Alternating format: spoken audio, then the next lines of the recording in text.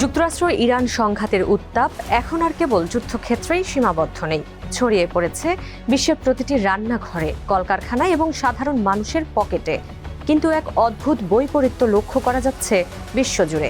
একদিকে এশিয়ার উন্নয়নশীল দেশগুলো যখন মুদ্রাস্ফীতির চাপে পিষ্ট হয়ে জরুরি অবস্থা জারি করছে, অন্যদিকে যুদ্ধের মূল কারিগর আমেরিকার জনজীবনে তার ছিটে ফোঁটাও নেই, রয়ে গেছে অনেকটা সহনীয় পর্যায়ে।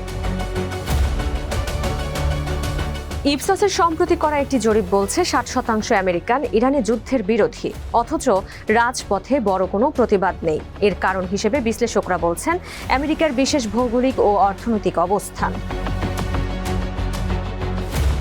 যুক্তরাষ্ট্র বর্তমানে বিশ্বের বৃহত্তম তেল ও গ্যাস উৎপাদনকারী দেশ। ফলে বিশ্ব বাজারে দাম বাড়লেও নিজস্ব উৎপাদন তাদের বড় সুরক্ষা দিচ্ছে। পাশাপাশি ওয়াল স্ট্রিটে এনভিডিয়া, মাইক্রোসফট বা অ্যাপোলোর মতো কোম্পানিগুলো মার্কিন অর্থনীতিকে চাঙ্গা রেখেছে।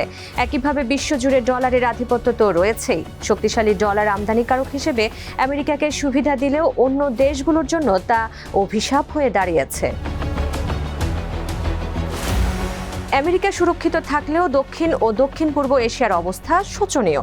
পারস্য উপসাগরের উপর অতি নির্ভরশীলতা এই অঞ্চলের দেশগুলোকে ঠেলে দিয়েছে একেবারে। পাকিস্তানের জ্বালানি সংকটে 4 দিনের কর্মসপ্তাহ চালু করা হয়েছে।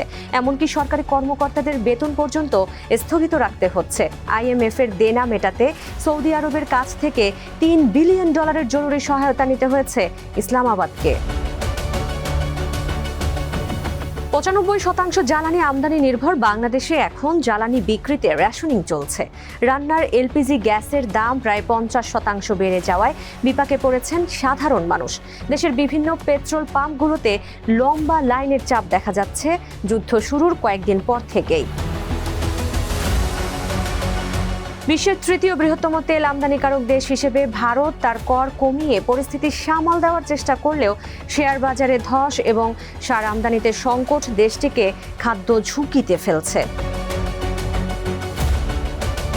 ইরান যুদ্ধের প্রতিবাদে ইউরোপে চলছে বিক্ষোভ। রীতিমতো সামরিক বাহিনী নামিয়ে সেই বিক্ষোভ দমন করতে হচ্ছে আয়ারল্যান্ডের মতো উন্নত দেশে। জার্মান চ্যান্সেলর ফ্রেডরিক মার্জ স্পষ্ট জানিয়েছেন, এই যুদ্ধের প্রভাব দীর্ঘদিন বইতে হবে জার্মানিকে। 2026 সালের জন্য দেশটির প্রবৃদ্ধির লক্ষ্যমাত্রা কমিয়ে আনা হয়েছে অর্ধেকে। 2022 সালে ইউক্রেন যুদ্ধের ধাক্কা সামনে ওঠার আগেই ইরানের এই সংঘাত ইউরোপের গ্যাস মজুদকে নিয়ে ঠেকিয়েছে একেবারে সর্বনিম্ন পর্যায়ে। তাত্ত্বিকভাবে আমেরিকা নিজেদের নিরাপদ মনে করলেও অর্থনীতিবিদরা সতর্ক করছেন। হার্ভার্ডের অর্থনীতিবিদ লিন্ডা বিলমেসের মতে, এই যুদ্ধের প্রত্যক্ষ খরচ মার্কিন করদাতাদের জন্য $1 ট্রিলিয়ন ছাড়িয়ে যেতে পারে। IMF-এর পূর্বাভাস অনুযায়ী বিশ্ব প্রবৃদ্ধি 2% নিচে নেমে আসতে পারে, যা 1980 সালের পর মাত্র 4 বার ঘটেছে। বাংলাদেশের সুতোর দাম বাড়লে তার প্রভাব শেষ পর্যন্ত আমেরিকার জারা বা ইউনিক্লোর মতো স্টোরেই পড়বে। সরবরাহ শৃঙ্খল বা সাপ্লাই চেইন শেষ পর্যন্ত কাউকেই ছাড় দেবে না।